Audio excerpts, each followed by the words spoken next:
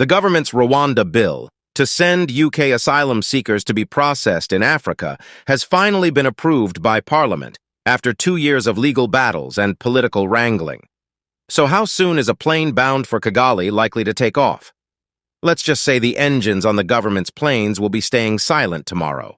While the bill has now passed through Parliament, the quickest a flight can take off is, technically speaking, 12 days after the King has given royal assent, which then formally turns the bill into law. In practice, the date of the first flight is likely to be later than that, according to Prime Minister Rishi Sunak, in 10 to 12 weeks, meaning late June or early July. "That is later than we wanted," Mr. Sunak said on Monday, admitting the government would miss its own spring deadline for a flight, "but we have always been clear that processing will take time."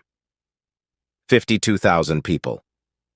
The only people who could be sent to Rwanda are asylum seekers, people who have sought the UK's protection and who have arrived without authorization from another safe country.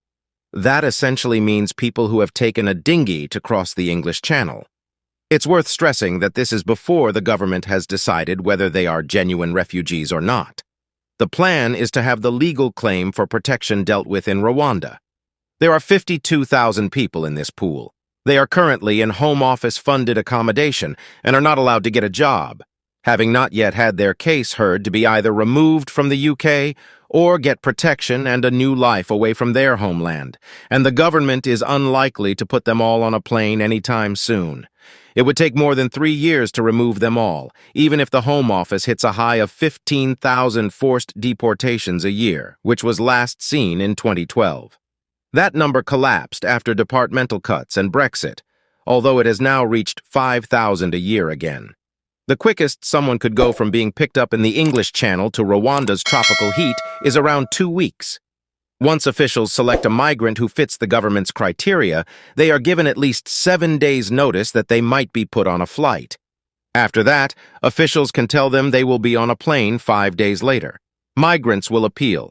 That 7+5 notice period, it's a week longer if someone is not being held in an immigration removal center, means a targeted individual can take advice on whether they want to challenge their transportation to Rwanda. If officials dismiss their pleas, then a migrant can try to go to the courts. Once there, a potential passenger would ask a judge to temporarily block their removal to Rwanda by seeking a court injunction. An injunction would give them time to prepare their case. If several migrants get an injunction at the same time, it could lead to whole flights being grounded. Legal challenges. In June 2022, the battle to put the brakes on the first flight went all the way to the European Court of Human Rights, ECHR. The first flight to Rwanda was cancelled minutes before takeoff following a ruling by the court. The ECHR told ministers the plane could not leave until British judges had been given the opportunity to properly examine the arguments being made against the Rwanda plan. And the UK's Supreme Court later ruled unanimously that the Rwanda scheme was unlawful.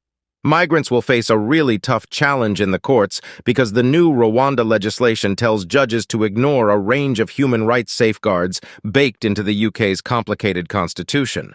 So expect to see specialist expert refugee organizations also knocking on the doors of the courts and launching a wider challenge to the plan. There is also speculation that unions involved in the immigration system and civil service could join the fight if they conclude an order to ignore human rights laws in preparing to send migrants is, itself, unlawful. Finally, we might even see a case launched to look at the plan's most controversial legal element. The new law orders the courts to treat Rwanda as a safe country, even though the Supreme Court said it is not presently. Expect legal equivalent of fireworks there because that raises the question of government tying the hands of the independent judiciary, and then the battle could quickly go to Europe. The law is designed very clearly to exclude the British courts from stopping flights in all but the most exceptional circumstances. If the UK's top judges don't intervene to temporarily stop flights, then migrants will go to the ECHR. They will want to argue that the law has breached international safeguards that prevent people from being harmed. Strasbourg will only intervene if there is a risk to a migrant of irreparable harm. If the ECHR orders the flight to stay on the runway, ministers have created a new power to ignore that injunction. Kindly like, Subscribe and share your thoughts in the comments section.